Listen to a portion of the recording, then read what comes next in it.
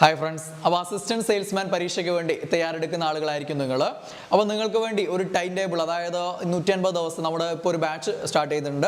ആ ഒരു ബാച്ചിൻ്റെ ആ ഒരു ടൈം ടേബിൾ എങ്ങനെയാണോ ആ ഒരു ടൈം ടേബിൾ നിങ്ങൾക്ക് തരികയാണ്. നിങ്ങൾക്ക് ഒന്നുകിൽ നിങ്ങൾക്ക് നമ്മുടെ കൂടെ ഈ ഒരു ബാച്ചിൽ ചേർന്ന് പഠിക്കാം, അതല്ല എങ്കിൽ ഈ ഒരു രീതിയിൽ ഒരു ടൈം ടേബിൾ സെറ്റ് ചെയ്തിട്ട് നിങ്ങൾക്ക് എന്ത് ചെയ്യാം, നിങ്ങൾക്ക് സ്വന്തമായിട്ട് വീട്ടിലിരുന്ന് പഠിക്കാം.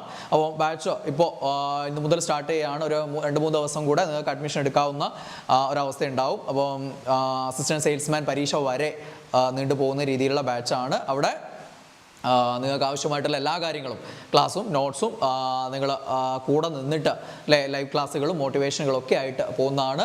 റെക്കോർഡ് ക്ലാസ്സുകളിലൂടെയാണ് ടോപ്പിക് സിലബസ് കംപ്ലീറ്റ് ചെയ്യുക. പ്ലസ് ലൈവ് ക്ലാസ്സുകൾ നിങ്ങൾക്ക് ഉണ്ടാവും. ലൈവ് ക്ലാസ്സുകളിലൂടെ മോട്ടിവേഷൻ ക്ലാസ്സുകൾ ഉണ്ടാവും, ഡൗട്ട് ക്ലിയറിംഗ് സെഷനുകളും ലൈവിലൂടെ ഉണ്ടാവും. അപ്പോൾ അങ്ങനെയുള്ളൊരു ബാച്ചാണ്. അപ്പോൾ അതിൻ്റെ ഒരു ടൈം ടേബിളിൻ്റെ ഒരു രീതി ഞാൻ നിങ്ങൾക്കും പറഞ്ഞു തരാം. നിങ്ങൾക്കത് ഉപയോഗിക്കാൻ പറ്റും. ഒരു 150 ദിവസത്തെ പ്ലാൻ ആയിട്ടാണ് നമ്മളിത് ഉപയോഗിക്കുന്നത്. അതിൽ മാത്സിന് നമ്മൾ 24 ദിവസമാണ് മാത്സിനായിട്ട് മാറ്റി വെച്ചിട്ടുണ്ടാവുക. കാരണം അവിടെ 12 ടോപ്പിക്കുകളുണ്ട്. ഒരു ടോപ്പിക്ക് 2 ദിവസം. അതിൽ മെൻ്റൽ എബിലിറ്റിയും ഉണ്ട്, അത്ര തന്നെ 13ഓളം ടോപ്പിക്കുകൾ. അപ്പോൾ ഒരു ദിവസം ഒരു മാത്സ് ടോപ്പിക്കും ഒരു മെൻ്റൽ എബിലിറ്റി ടോപ്പിക്കും കൂടെ പഠിക്കാൻ 2 ദിവസം ഉണ്ടാവും. അങ്ങനെ ഓരോ മാത്സ് ടോപ്പിക്ക് ഒരു മെൻ്റൽ എബിലിറ്റി ടോപ്പിക്ക്, അതിന് 2 ദിവസം വീതമായിട്ട് 24 ദിവസം ഉണ്ടാവും. പിന്നെ ഇംഗ്ലീഷിന് 12 ദിവസങ്ങളാണ് ഉണ്ടാവുക. മലയാളം 7 ദിവസമാണ് ഉണ്ടാവുക. മലയാളത്തിൻ്റെ ബാക്കിയുള്ള വൊക്കാബുലറി ആയിട്ടുള്ള ഭാഗങ്ങൾ അതല്ലാതെ പല ദിവസങ്ങളിലായിട്ട് കുറച്ച് വീതമായിട്ട് പഠിക്കും. മലയാളത്തിലൊരു ഗ്രാമർ ടച്ചുള്ള ആകെ 3-4 ടോപ്പിക്കുകളേ ഉള്ളൂ. പദശുദ്ധി, വാക്യശുദ്ധി, വചനം, ഇതൊക്കെയേ ഉള്ളൂ. അതൊക്കെയാണ് പ്രത്യേകം ദിവസമായിട്ട് നമ്മൾ പഠിക്കേണ്ടതുള്ളൂ. ബാക്കിയുള്ള ടോപ്പിക്കുകളൊക്കെ എന്ത് ചെയ്യാൻ പറ്റും, നമുക്ക് ഈ വൊക്കാബുലറി ആയതുകൊണ്ട് കുറച്ച് വീതമായിട്ട് പഠിച്ചു പോകാൻ പറ്റും. പിന്നെ കറണ്ട് അഫേഴ്സിന് സ്പെഷ്യലായിട്ട് നീക്കി വെച്ചിരിക്കുന്ന 6 ദിവസങ്ങളും, പിന്നെ അത് കൂടാതെ ലൈവ് ക്ലാസ്സുകൾ, കറണ്ട് അഫേഴ്സ് പല ദിവസങ്ങളായിട്ട് നിങ്ങൾക്ക് ലൈവ് സെഷനുകളും ഉണ്ടാവും. പ്രത്യേകം ദിവസങ്ങളായി സ്റ്റഡി പ്ലാനിൽ ദിവസങ്ങൾ നീക്കി വെച്ചിട്ടുണ്ടാവുന്നത് പ്രത്യേകം 6 ദിവസങ്ങളാണ്. അത് നമുക്ക് കഴിഞ്ഞ വർഷത്തെ കറണ്ട് അഫേഴ്സ് 2024 കറണ്ട് അഫേഴ്സ് ഓരോ 2 മാസത്തവും ഒരു ദിവസം വീതം എന്നുള്ള രീതിയിൽ പഠിച്ചു തീർക്കാൻ വേണ്ടിയിട്ടാണ്. അത് കൂടാതെ പ്രത്യേക ലൈവ് സെഷനുകളിലൂടെയാണ് ബാക്കി കറണ്ട് അഫേഴ്സ് ഉണ്ടാവുക. ദെൻ ഹിസ്റ്ററി 15 ദിവസം, Indian history, world history, then Kerala history 5 വീതമായിട്ട് 15 ദിവസം. ജോഗ്രഫി അതേപോലെ തന്നെ ഇന്ത്യ, വേൾഡ്, ദെൻ കേരളം എന്നുള്ള രീതിയിൽ 5 ദിവസം വീതം. ദെൻ എക്കണോമിക്സ് 6 ദിവസം. ദെൻ ഭരണഘടന 8 ദിവസം. ദെൻ കേരള ഭരണ സംവിധാനം 8 ദിവസം. Then life science and public health 10 ദിവസം. ഫിസിക്സ് 8 ദിവസം. കെമിസ്ട്രി 8 ദിവസം. Arts, sports, literature and culture എല്ലാം കൂടെ 11 ദിവസം. അതിൽ ആർട്സും കൾച്ചറും കൂടെ കുറച്ചേ ഉണ്ടാവുള്ളൂ. പക്ഷേ സ്പോർട്സ്, ലിറ്ററേച്ചർ ഇഷ്ടംപോലെ ഏരിയ കിടക്കുന്നുണ്ട്. അപ്പോൾ എല്ലാം കൂടെ ഒരു 11 ദിവസം ഉണ്ടാവും. ദെൻ കമ്പ്യൂട്ടർ 5 ദിവസം. ദെൻ ഇമ്പോർട്ടൻ്റ് ആക്ട്സ്, സുപ്രധാന നിയമങ്ങൾ 7 ദിവസം. ഈ രീതിയിലാണ് ഈ ഒരു 150 ദിവസം നമ്മൾ ക്രമീകരിച്ചിരിക്കുന്നത്.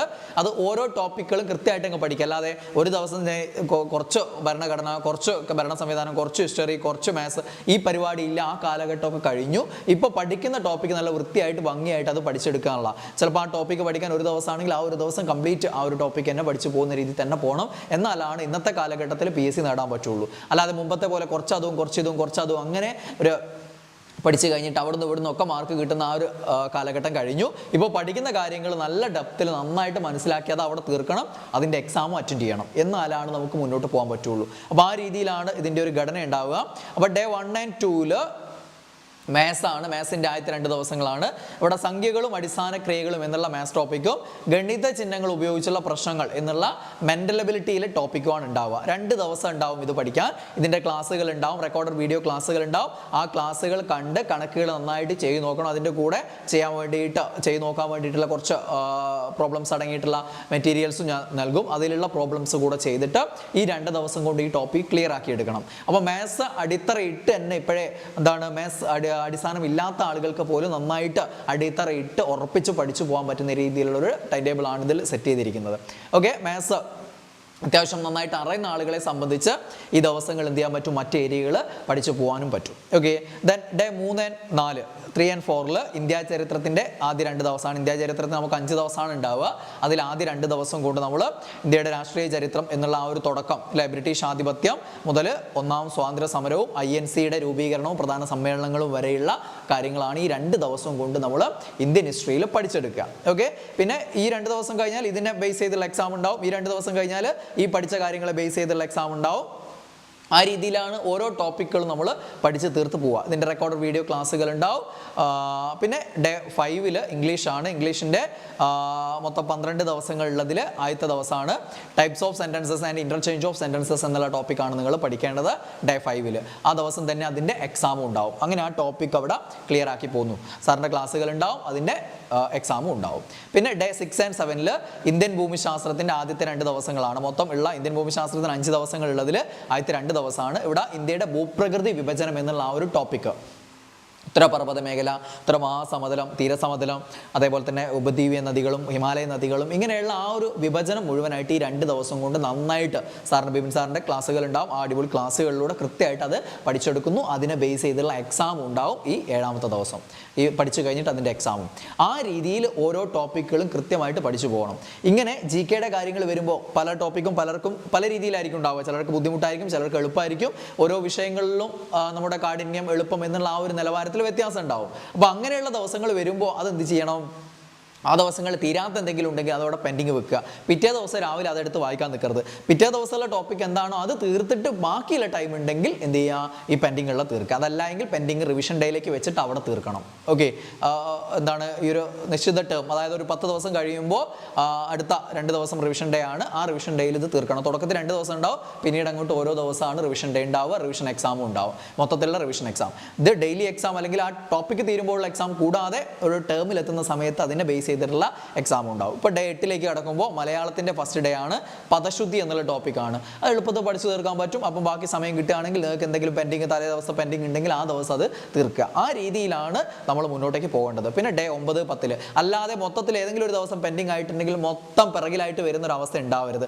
അത് പിറ്റേന്ന് രാവിലെ തീർത്തിട്ട് പിറ്റേന്ന് തുടങ്ങുക, അങ്ങനെയല്ല വേണ്ടത്. പിറ്റേന്ന് എന്താണോ ഉള്ളത് അത് പഠിച്ച് തീർക്കുക. മൊത്തം എല്ലാ ദിവസവും ബാക്കിലായി വരുന്നൊരു അവസ്ഥ ഉണ്ടാവരുത്.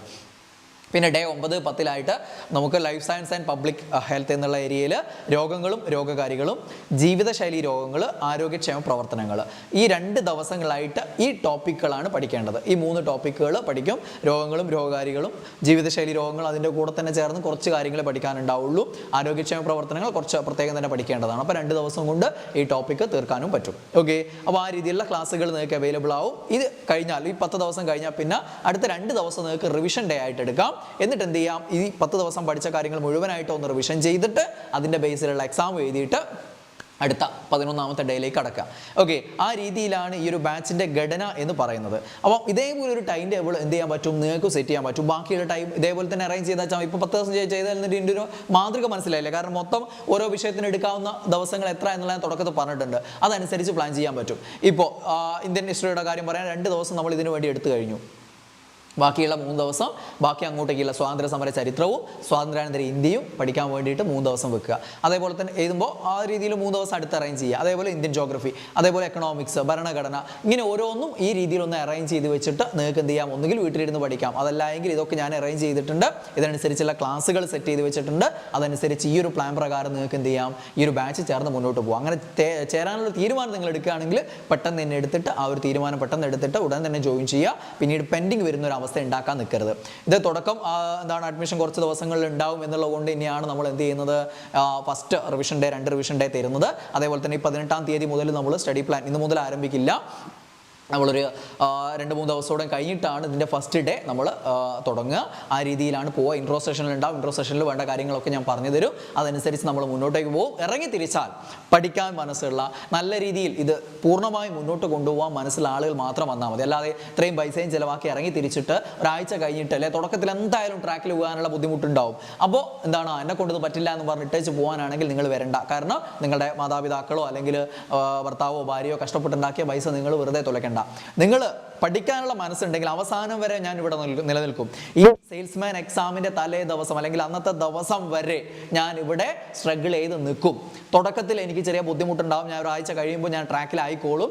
അങ്ങനെ ആ തിരിച്ചറിവുള്ള ഉദ്യോഗാർത്ഥികളാണ് PSC എന്നും നേടിയിട്ടുള്ളത് എന്നുള്ള ആ ഒരു ബോധ്യമുള്ള ആളുകൾ മാത്രം വന്നാൽ മതി. അങ്ങനെയുള്ള ആളുകൾ എന്നും റിസൾട്ട് നേടിത്തരുന്ന ആളുകളെയാണ് നമുക്ക് കൂടുതൽ വേണ്ടത്. കാരണം എന്താണ്, ആ റിസൾട്ട് നേടിത്തരുന്ന ആളുകൾ ഉണ്ടെങ്കിൽ നമുക്ക് ഭാവിയിൽ മുന്നോട്ടേക്ക് പോകാൻ പറ്റുള്ളൂ. അങ്ങനെയുള്ള ആളുകൾ മാത്രം ക്ഷണിച്ച് വന്നതുകൊണ്ട് തന്നെയാണ് എനിക്ക് ഇത്രയും റിസൾട്ട് ഇത്രയും കാലമായിട്ട് ഉണ്ടായതും ഇപ്പോഴും ഓരോ ബാച്ചിലും ആ റിസൾട്ട് വെച്ചും കാര്യങ്ങൾ വെച്ചും നമുക്ക് മുന്നോട്ട് പോകാൻ പറ്റുന്നത് അല്ലേ. നിങ്ങൾ കാണുന്നില്ല ഇതിനെ നിങ്ങൾ ഇൻസ്റ്റയിലും സോഷ്യൽ മീഡിയ മറ്റ് യൂട്യൂബിലായാലും എവിടെയായാലും നിങ്ങൾ എൻട്രിയുടെ റാങ്ക് ജേതാക്കളുടെ കഥകളൊക്കെ നിങ്ങൾ കാണുന്നുണ്ടാവും. അപ്പോൾ അങ്ങനെ പഠിക്കാൻ തയ്യാറായിട്ടുള്ള കഠിന പ്രയത്നം ചെയ്യാൻ മനസ്സുള്ള ആളുകൾ മാത്രം വന്നാൽ മതി. അല്ലാതെ ഒരു മാസം കൊണ്ട് അത്ഭുതം സംഭവിപ്പിക്കാം എന്ന് വിചാരിച്ചിട്ട് കാത്തു നിന്ന് അവസാനത്തെ 1-2 മാസം തുടങ്ങുന്ന എന്തെങ്കിലും എവിടെന്നെങ്കിലുമൊക്കെ കേൾക്കുമ്പോൾ അവിടത്തേക്ക് പോയിട്ട് അല്ലെങ്കിൽ അങ്ങനെ ചെയ്തേക്കാം എന്ന് വിചാരിക്കുന്ന ആളുകളാണെങ്കിൽ വേണ്ട. നമ്മൾ ഇപ്പോഴേ കഠിന പ്രയത്നം ചെയ്താൽ മാത്രമാണ് സർക്കാർ ജോലി നേടിയെടുക്കാൻ പറ്റൂ എന്നുള്ള ഉത്തമ ബോധ്യമുള്ള ആളുകളാണ് വരേണ്ടത്. അപ്പോൾ അങ്ങനെയുള്ളവർക്ക് സ്വാഗതം. അപ്പോൾ ഈ ഒരു ടൈം ടേബിൾ വെച്ച് നിങ്ങൾ ഒന്നുകിൽ വീട്ടിൽ നിന്ന് അല്ലെങ്കിൽ എൻ്റെ കൂടെ നമുക്ക് കാണാം. Okay, by.